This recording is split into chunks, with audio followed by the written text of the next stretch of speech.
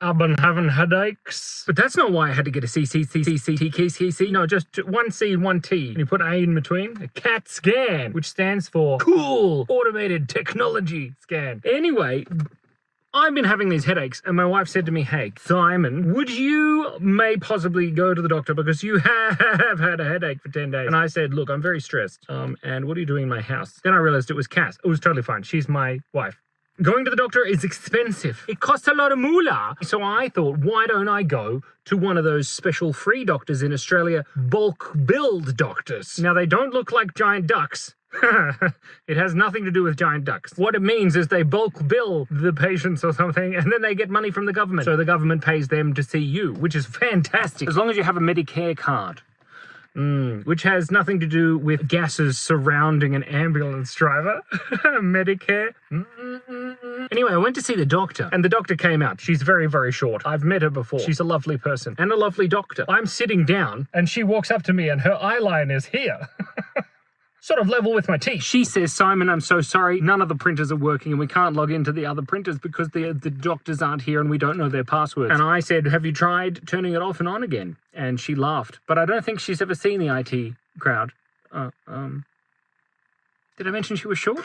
Finally get in to see her. I'm also sitting down again in her little office. And she says, stand up. I'll just have a little listen to your lungs. So I stood up. She couldn't reach my lungs, so I had to sit back down again. She got the stethoscope out. She stuck it on there. She listened, said everything was fine. I said, hey, can I have a blood test so I can see if my B12 levels are correct? B12 is a vitamin, and it's called B12 because B is the 12th letter of the alphabet. In the past, I've had some low B12 levels. And they gave me injections. Maybe it was in my leg. Could have been my butt. I'm pretty sure it was my arm. Doesn't matter where the injections were. Actually, it does matter where the injections were. I got those injections. Then I felt like Superman for like 2 weeks. So she said, why don't you go get a blood test? And of course I did. And it was amazing. They stuck the needle in the right place this time. They drew the blood out. The nurse had a tattoo on her wrist of some Tim Burton stuff. And we had a chat about animation. And I like it. It was great. It was a very animated conversation.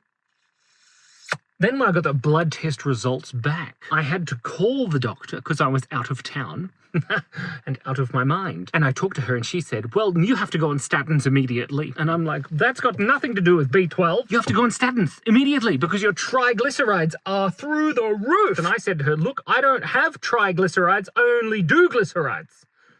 She didn't think that was funny. I did. And after I stopped giggling, she said, you need to go on statins. And I'm like, look, I'm not going on any spaceships anytime soon. I didn't think they invented statins field yet. Captain, the statins field has collapsed. Sorry. But that had nothing to do with my headaches either. She just thought I was going to die of a heart attack because my triglycerides were so high. So I said, thank you so much for your time, doctor. I appreciate it. I hope you get some platforms soon. What were we talking about? Oh, that's right. So then I went to go and see another doctor, and he wasn't a bulk billed doctor. He had nothing to do with ducks. And it cost me $275 to talk to this man in an extremely warm, tiny room. And he was as tall as me, which is wonderful. Of course, I was about twice his density and twice his size in volume, but he was the same height, which was amazing, because when we sat down, we could talk to eye and not eye to teeth. He said, you're not going to die. You're just a lean mass hyper-responder.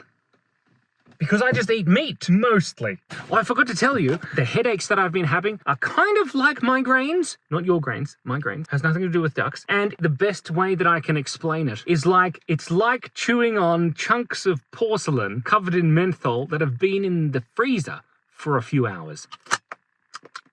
Delicious. Anyway, Dr. Matthew, that was his name, but I won't reveal his first name because that would be bad practice.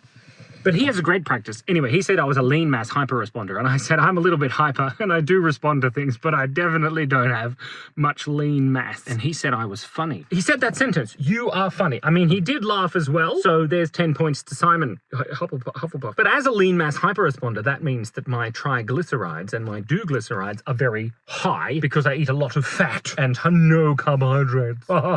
Because I don't like to wet my carbos. It really depends on where you're putting the injection. Shush! Keep it clean, family friendly. So then he says, why don't you get a CT scan to check your heart for calcium? You need a calcium score CT scan. And I said, yeah, great idea. How much will that cost? And he's like, oh, 150, 200 buckaroonies.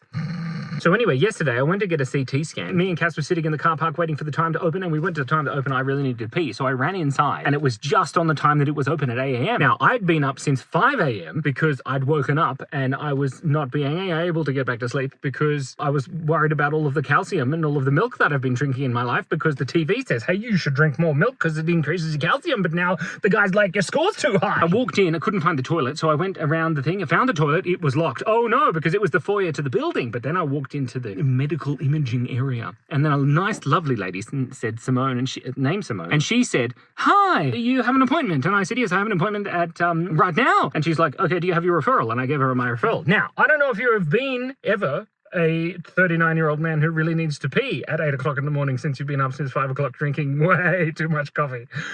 I was doing the wee dance. She just subtle wee dance while she scanned my referral so that I could go and get a CAT scan or a CT scan or a CT calcium scan or a cool animated technology scan. She then gave me a referral back and she said, the toilet's just down that way. And me and Simone, we knew because we share a full name together. She just has an extra E, because she's excellent. Then a lovely lady with red hair and a very tired face came out, because it was 8 a.m. of course, and she'd probably just woken up at 7:59 from the places where they sleep inside the medical imaging area, because they're radioactive. She said, hi, I'm Rachel. And I said, hi, Rachel. I, of course, was, in contrast, extremely excited to be there because I'm excited about cool animated technology. And she wasn't. She was very tired. This was her job. And she'd just met me. And I'm a 6'4", 39-year-old, bald, bearded man who was a little bit too enthusiastic at 8 a.m. in the morning, drinking way too much coffee. That's probably why I have headaches.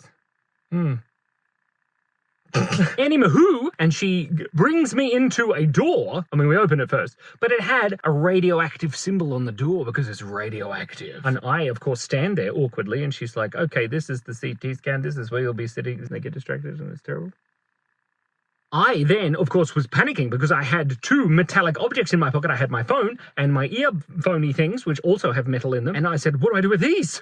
And I just stood there holding the contents of both of my pockets, which included a lot of tissues and wrappers, and not like, you know, like M&M or anything. Not even M&Ms. Can't eat M&Ms. That's why I've probably got to get a CT scan because they eat too much triglycerides. Do glycerides?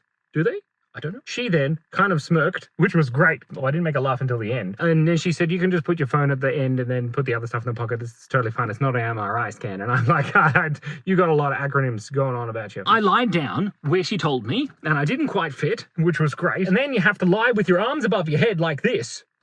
Like you're, you know, in some sort of torture donut. And then you have to listen to the robot voice tell you to hold your breath. It's really funny. And there's a little countdown timer. And the most important thing is that there's an ECG, which stands for electrocardiogramophone. And they put the little sticky things on your chest. So 2 on your chest and 1 on your side. Now, I don't know about you, but my side doesn't have too much hair on it. But my chest has a lot of hair on it.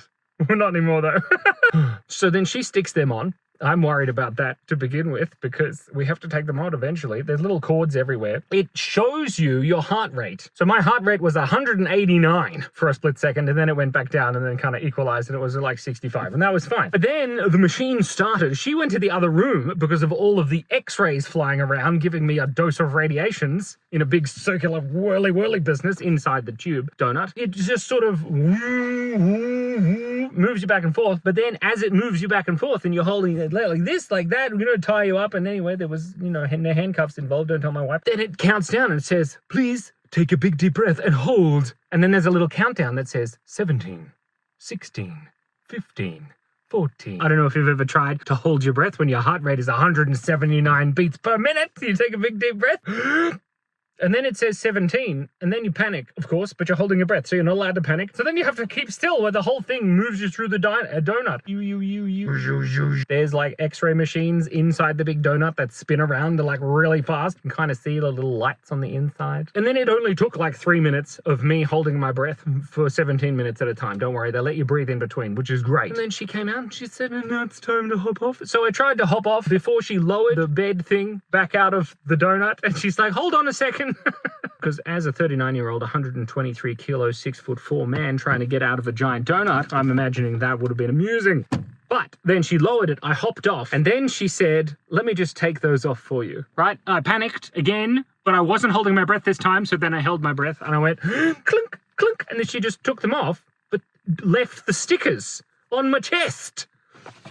Look! That's my nipple. It's still red!